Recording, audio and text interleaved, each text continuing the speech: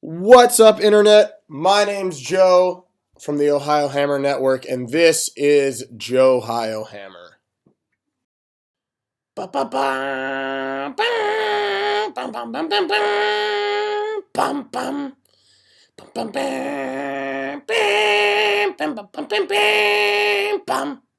So welcome back. Thank you guys for tuning in, joining me.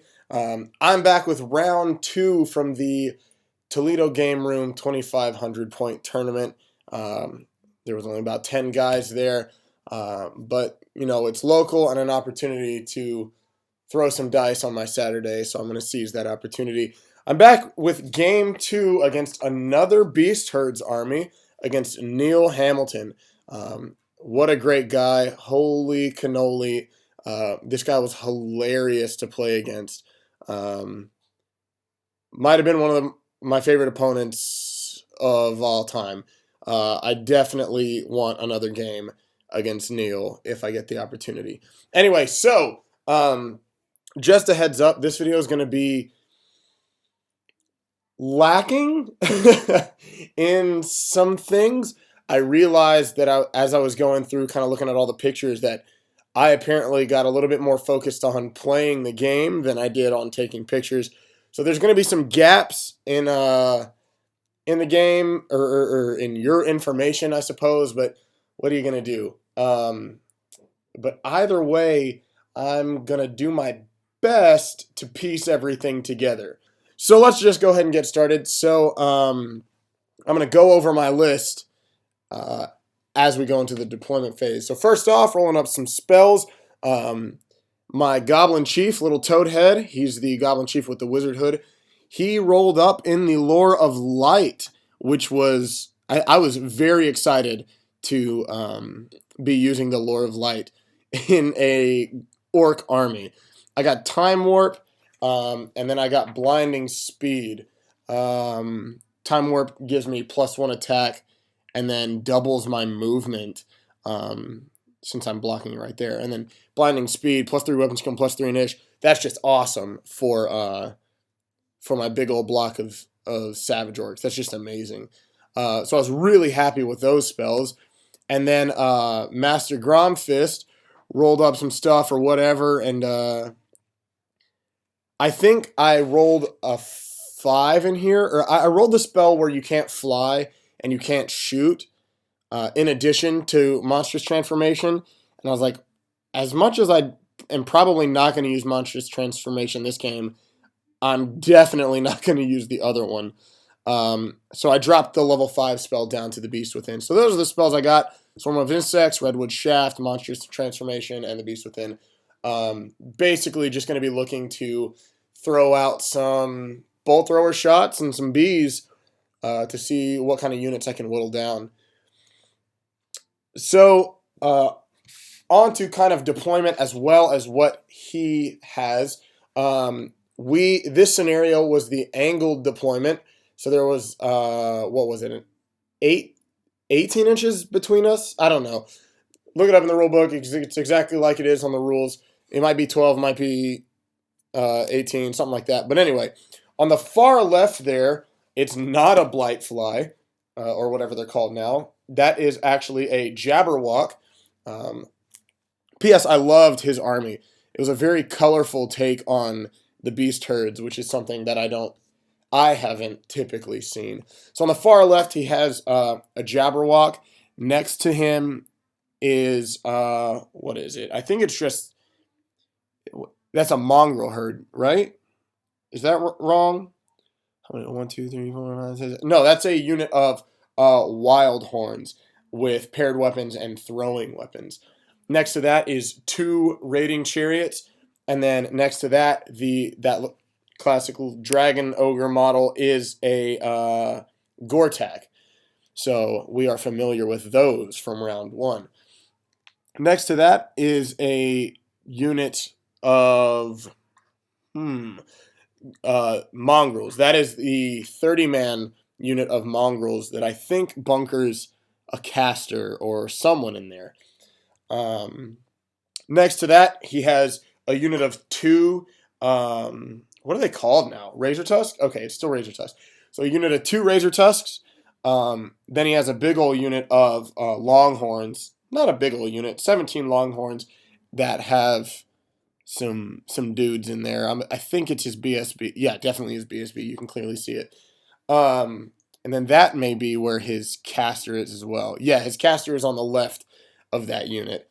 Right in front of that unit is a small unit of 10 mongrels. To the right there is a Minotaur Warlord.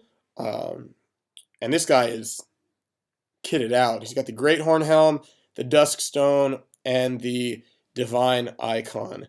So he's able to re-roll his 2-up armor save. But he doesn't have a word save. But it's not like I was going to be focusing him out with Doom Divers or anything, because he's in that unit of Minotaurs. 4 or 5 Minotaurs. 6 Minotaurs. I'm wrong again. Man, I'm all over the place. And then on the far right, he has a unit of Centaurs. And that is his deployment. He has one unit that is ambushing of Wild Horns, I believe. So on to my deployment. As you can see, I threw both of the Nasher Wrecking Teams on the line as far up as possible. I figured if he doesn't just step on them in turn 1, I can have the opportunity to possibly throw them into whatever I want and really do some damage. And then I basically kind of cornered up like a dwarf gun line. I didn't, at the very bottom there, my orc archers, we stayed a little bit back so that there was no room for him to ambush in the back there, so that he physically couldn't do it. I had a little bit more room to go forward to maybe give myself an extra inch or two to shoot, but I think I was more concerned about that unit coming in behind us. So on the left, we have the unit of Skittles and the unit of Reese's Pieces. We have Jesse, the Giant. Next to Jesse, the Giant, we have our unit of 40 Nashers. And then next to them is James, the Ent Ripper, the MVP from last round. I loved what he did, and I'm also excited for what he's got coming in this game. In front of them, we have the the unit of 20 Forest Goblin Skirmishers with short bows, and in that unit is Little Toadhead. And they are just barely within range of the general for that stupidity test. And then on the far right, we have our 40-man block of Feral Orc Ed Bashers. And then behind the line is the 2 Git Launchers. And so I know what you're thinking. You're probably saying to yourself, Joe, where is your Gargantula from last round? And, well, dear viewer, I completely forgot to deploy my Gargantula. And I noticed that in my turn, my first turn. But I don't go first, so we have a little bit of time before that happens. So that takes it to Beast Herd's turn 1. So in turn 1, he moves up those Razor Tusks right on top of that, excuse me, right on top of that Nasher Wrecking Team, and they take each other out. And a Nasher Wrecking Team is 70 points, and that Razor Tusk herd was 85 points. So I'm not going to complain for making a profit on that exchange there. So good job, Nasher Wrecking Team, I guess, or whatever. And then for the most part, his movement just kind of looks like this. So like I said towards the beginning, I'm missing a bit of pictures, so I'm going to try my best to get you a good understanding of what everything looks like. Oh, excuse me. What is it that happened? Oh, okay. So what I'm missing is he deployed on the far right. I believe they vanguarded or something. Something happened to where he had a unit of 10 mongrels on the far right there. And they were going to really be getting in my way. So on to his magic phase. He has 12 dice. And he throws up Curse of the Wildwood on these guys, just making them take the dangerous terrain, and they're definitely not going to be hitting anything. He throws up the Beast Within on his Longhorn unit, just kind of bolster them in case I throw some Git Launchers in there or whatever may happen. And then that's his turn. So on to Johio Hammer, turn 1. So there were no charges. This is kind of what it looks like. On the far left there, what you see is the Skittles are preparing for some monsters to kind of get in their face, and really, they're kind of taking it head on. Yeah, they're definitely kind of taking that head on. Because what I forgot to mention is that he has his Jabberwock over there. So we are looking to see what we can do against a Jabberwock as some Nasher Dashers. Everybody kind of moves up, gets ready to do their thing. And that's about it. We're just kind of in this weird face-off against one another. So Magic Phase, I get 8 power dice. I throw up the Beast Within on the Feral Orcs because I have a feeling that they're going to be getting into combat fairly soon. And then I throw up Time Warp on them as well, just to be sure. And then in the shooting phase, nothing really happens. As you see from that picture, both Git Launchers misfired.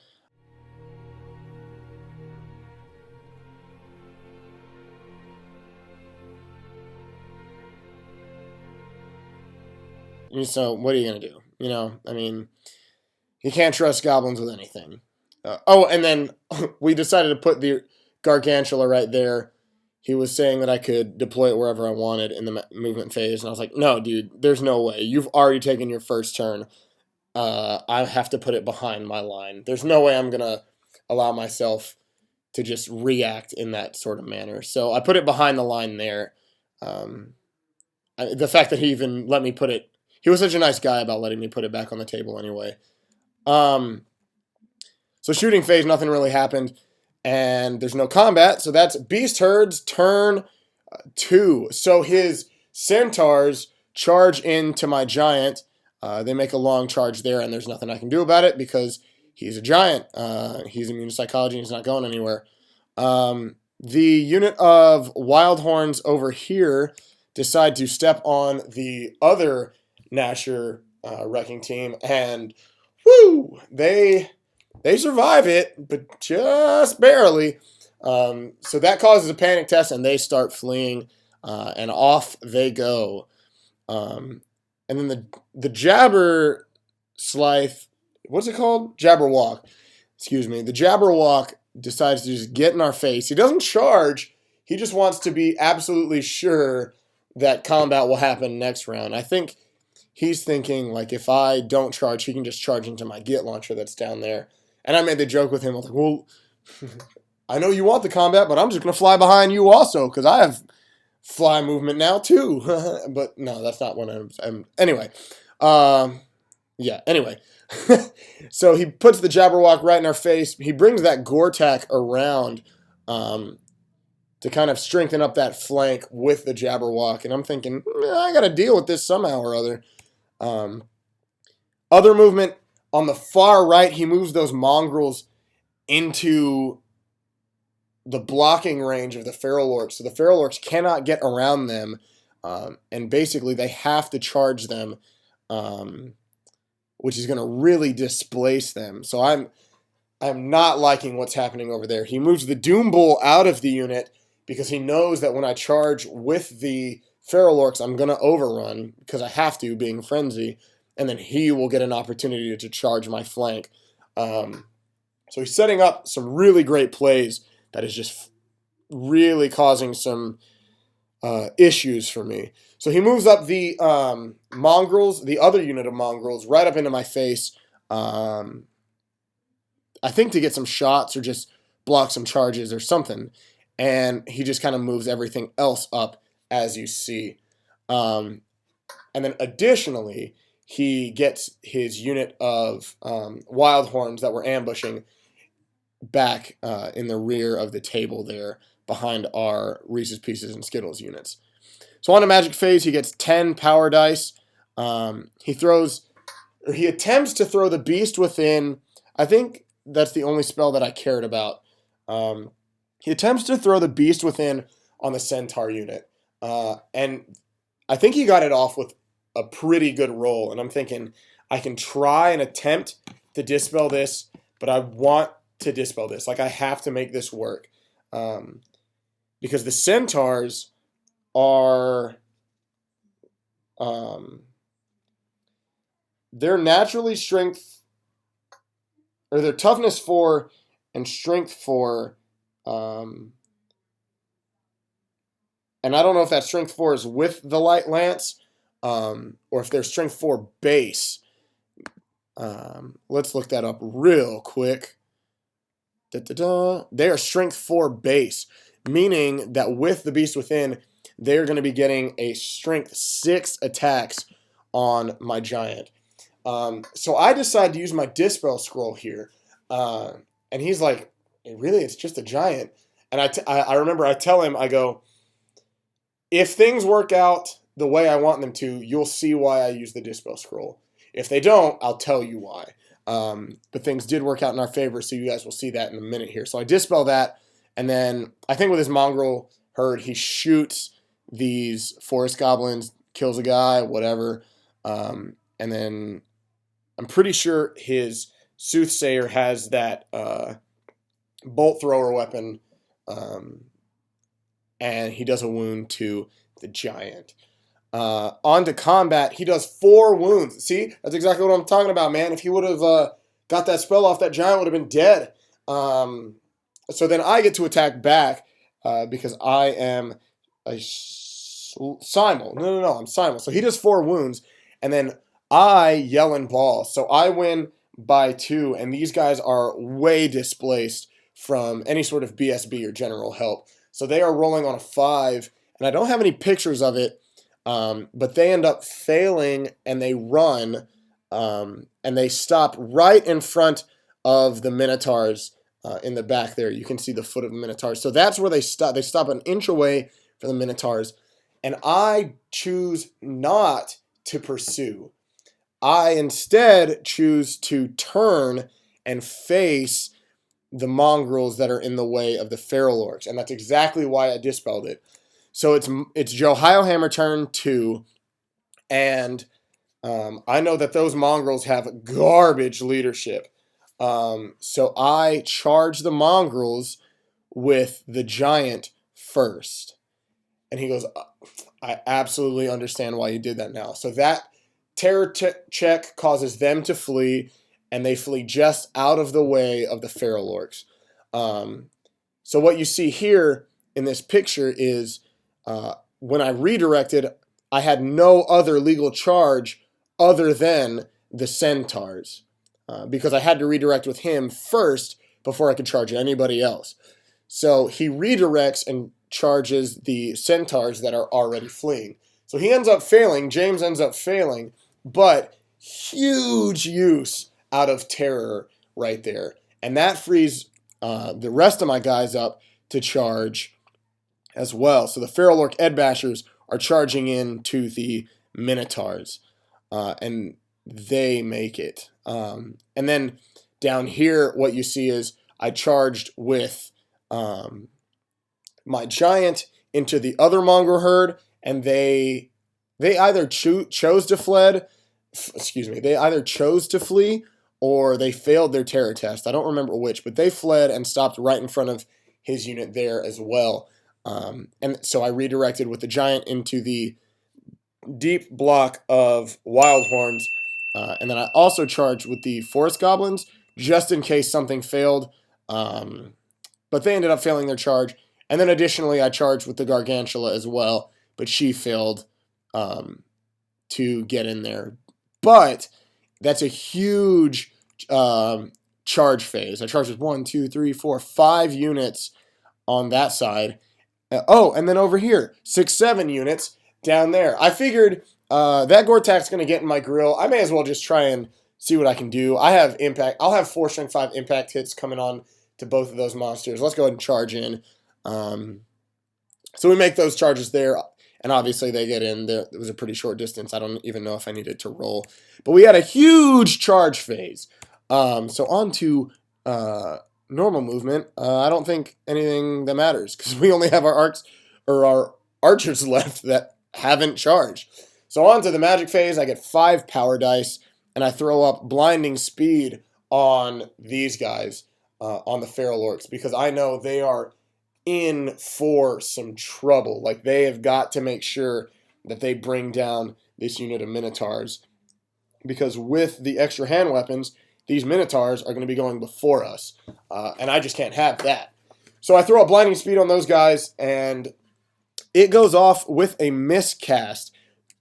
I think I don't know how many dice I threw, but ultimately the result is little Toadhead sucks himself into the warp or dies or whatever. Takes a lot of people out with him, but I have a feeling that this is going to be worth it, because we have some guys on the other side of these minotaurs that we're also going to have to try and deal with. So he takes out 1, 2, 3, 4, 5 forest goblins with him and 2 feral orcs, but that's going to be more valuable than the loss. So thank you for your sacrifice, little Toadhead. Shooting phase, we throw the Git Launcher over here onto the chariots, and we do 3 wounds. Not quite enough to take a chariot down. They have 4 wounds each, so I almost caused a panic check there, but can't complain. What are you going to do? On to combat. These guys, the Skittles end up doing 2 wounds onto the Jabberwock, and then the Jabberwock just brutalizes them. I don't know what happened or how it went down, but they did not survive. But we did some wounds onto that, so I'll take it. Over here, same thing on the Gore-Tac. We only did a wound, I think. Or did he count down also? I don't remember. I think he counted down. I think the Jabberwock only has 2 wounds left, and that Gore-Tac only has a wound left. So I'm starting to try and make him sweat.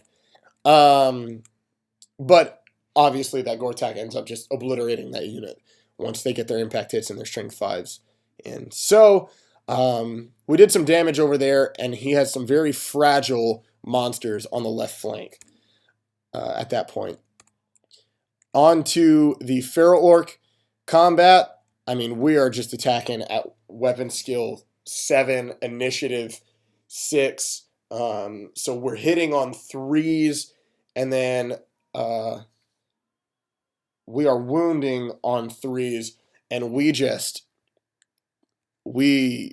sliced and diced him, man. I think he had a model left, and then it was an auto break, and then we ran him down.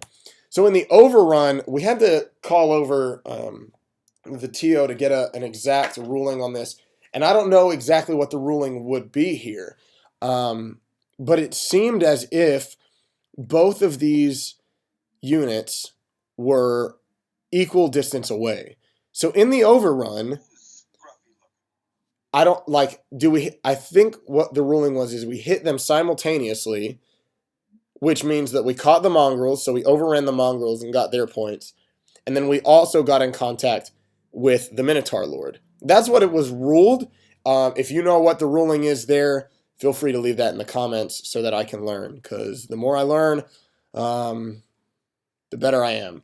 So we overrun into the Warlord and end up closing the door like so. I don't know if that's proper or not, but that's what ended up happening. So we caught the Minotaurs, we cut them down, and then we overran the mongrel herd and ran into the Minotaur Lord. And that makes it Beast Herd's turn 3. He again doesn't charge, or he does. No, he doesn't charge in with anybody. he starts to move his Jabberwock up, his Longhorns up, and I don't think he rallies the Mongrels on the far right. So he's just starting to move some guys in to prepare for some combats. In the magic phase, he gets 9 power dice. He throws up the Bloodhorn Totem, which gives these guys a +1 attack. Oh, I missed that combat. The giant over on the far left, Jesse, he did some stuff. I think he yelled and bawled, and they fled, and then they rallied, and then he casted this on them.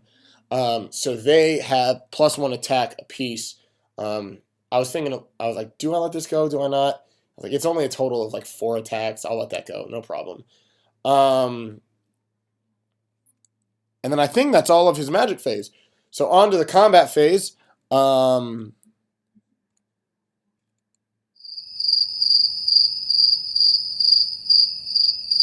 Excuse me. No, not combat phase. On to the shooting phase. I think he does some throwing weapons at the big old unit of squigs here and takes out a couple of squigs. Now is combat phase.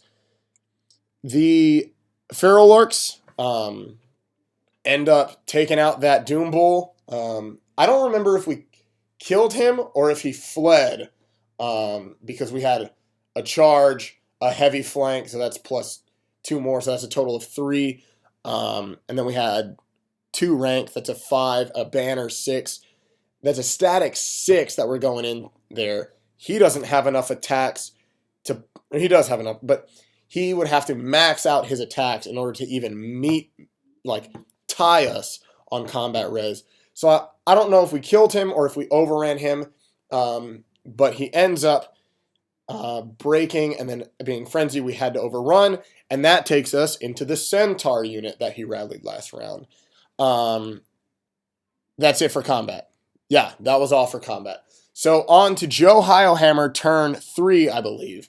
So we are going to make some charges. James, because he was denied some glory in that last charge, being a team player, scaring some people off, decides he's going to charge into that unit of Longhorns along with the Gargantula over there. So they're both charging into there.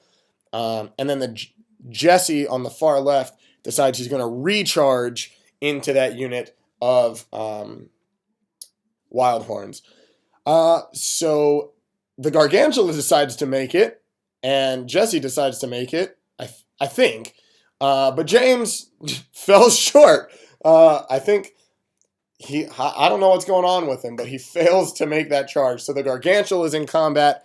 The Feral Orcs are in combat, and our Nashers are in combat down there at the bottom as well. They decided to make that charge. I mean, we didn't even need to roll it. So on to the magic phase. We get 8 dice, and we throw up Swarm of Insects at the chariots, and I don't think we do a daggum thing. And I think that's all the magic that there was. On to the shooting phase, we throw some Git Launchers on there, and then we finish off that one chariot, and I think he passes his break test. So on to combat. I don't know that it was really debatable or anything that anybody questioned. The Feral Orcs ended up wiping out those Centaurs and then overran. As you can see, he took some with him. I think he took about 6 guys with him because they were attacking Simul with us. So Feral Orcs have done a huge amount of work up to this point, and they are back behind enemy lines down there. Over here, I don't know what happened. I think he did 2 wounds to me. I did some wounds to him. Either I stubborn leadership 10 stuck, or he steadfast next to his general stuck, or something.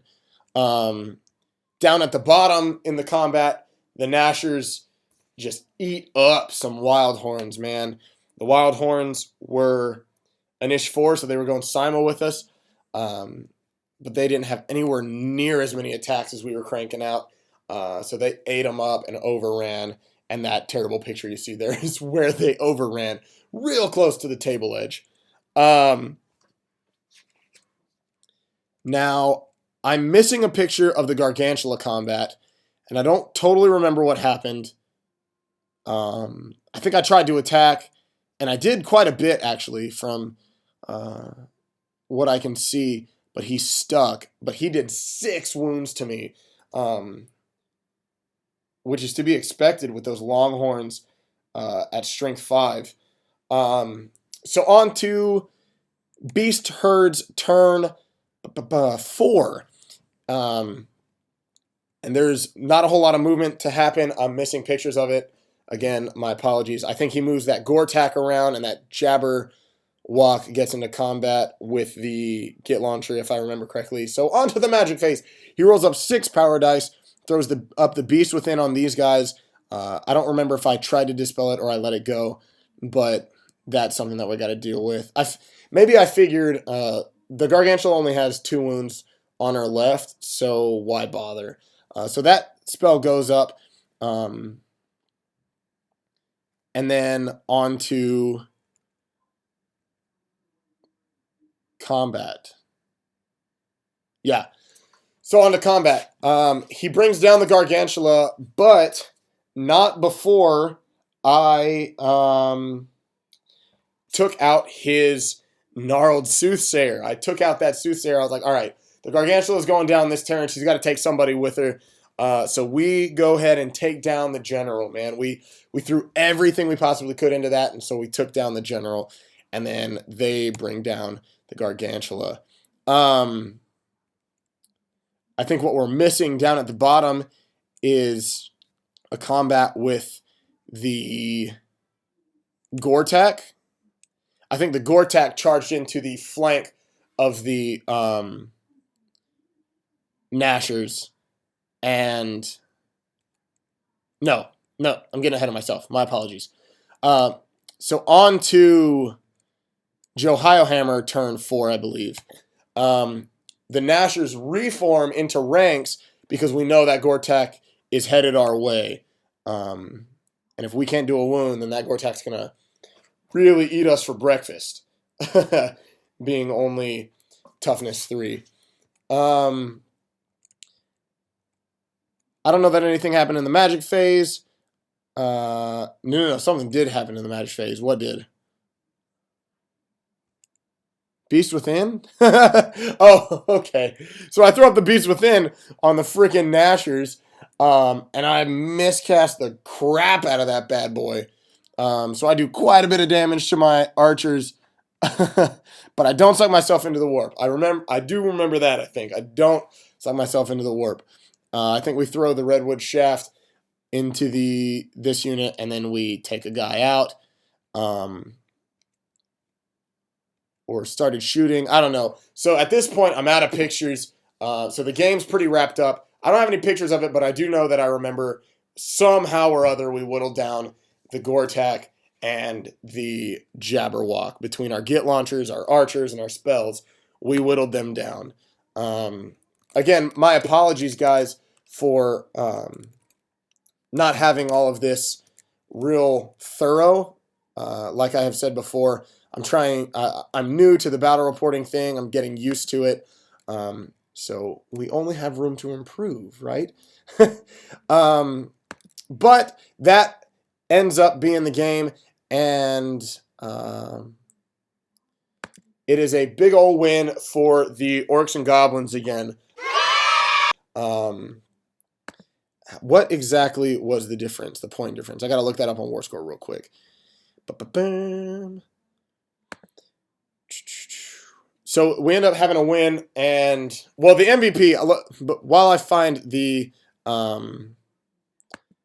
scoring difference, let's go ahead and give MVP. I think it's a clear as day. Clear as day. It is to the Feral Orcs. They ended up taking out the Minotaurs, the Minotaur Lord, the Centaurs, and a mongrel herd. Excuse me, a unit of mongrel raiders. So they ended up getting 840 points. Holy Toledo. These guys did some work. Man, I think they might have, golly. Yeah, they did quite a bit of work.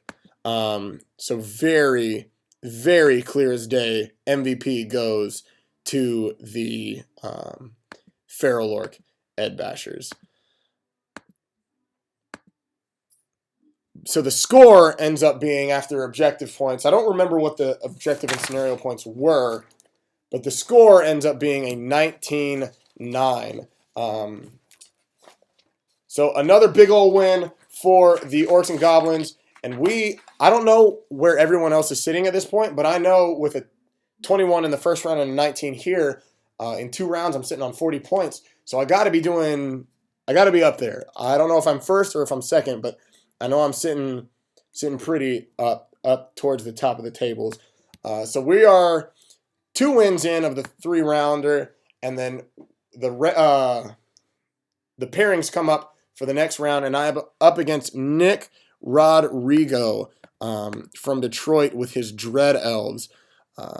So I am looking forward to seeing what I can do against those emo skirt wearers. But anyway, so that's round 2 of the Toledo Game Room 2,500 point tournament. Sorry if this is a little bit longer. My lack of pictures has caused me to have to think through things out loud. But anyway, guys, thank you guys so much for tuning in. I hope you enjoyed the report. I am going to be looking to making some better reports in the future. My apologies for all of the lack of information. But yeah, man, so the MVP goes to the Feral Orc Ed Bashers, and then the runner-up, I don't know who our runner-up is with the assist. I want to say it's James because he caused the terror test to allow those Feral Orcs to run that line up that flank. But at the same time, Masta Gromfist was the one to use the Dispo scroll to make sure James was alive to be able to do that. I don't know that there's an assist in this game. I just think there's an MVP. And then a lot of team effort everywhere else. But anyway, guys, I'm rambling. I'm going to shut up now, let you guys go about your day. Thank you guys so much for tuning in. Hit like and subscribe, all that other YouTube crap. And I will see you next time.